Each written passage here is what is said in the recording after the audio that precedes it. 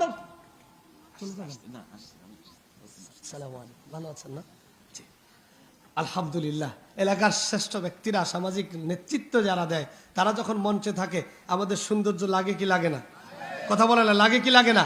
তবে আমরা বিশ্বাস করি গত 16 বছরের মতো বেদবরা আর মঞ্চে উঠবে না ইনশাআল্লাহ। কথা ঠিক কিনা বলেন?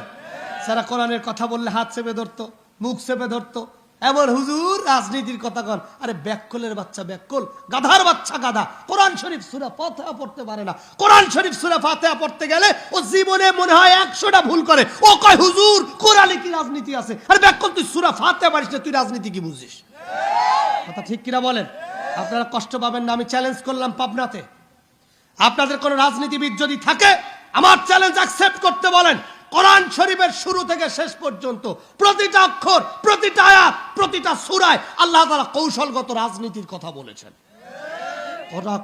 গোটা কোরআন হলো রাজনীতি। রাষ্ট্রের কথা, মানুষের কথা, মানবতার কথা, রাষ্ট্রের কল্যাণের কথা, মানুষের কল্যাণের কথা, ব্যক্তির কল্যাণের কথা। নেতা কেমন হবে, ব্যক্তি কেমন হবে, তার চরিত্র কেমন হবে, সমাজ গঠনে তার ভূমিকা কেমন হবে, কর্মীর কি কি দায়িত্ব, সমাজ পরিচালনায় একজন পুরুষের কি দায়িত্ব, একজন নারীর কি দায়িত্ব, টোটাল কথা একটা সমাজকে শ্রেষ্ঠত্ব সৌন্দর্য করবার জন্য যেখানে নোট আর কোট করে দিয়েছেন তার নাম হলো কোরআন। একটু চিৎকার দিয়ে বলেন না সুবহানাল্লাহ।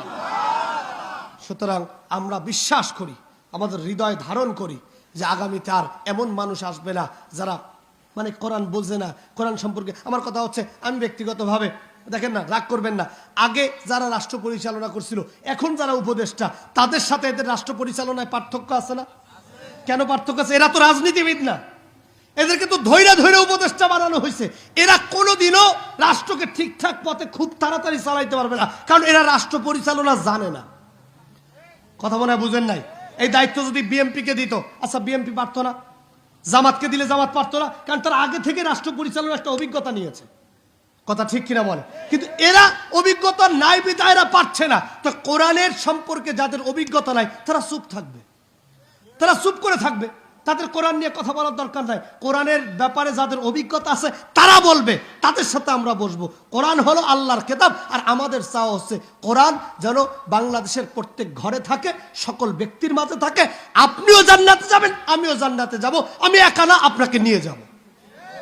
কথা ঠিক কিনা বলেন? আমার উপর রাগ করতেছেন, কষ্ট পাচ্ছেন, একটু কঠিন কথা হয়ে যাচ্ছে না?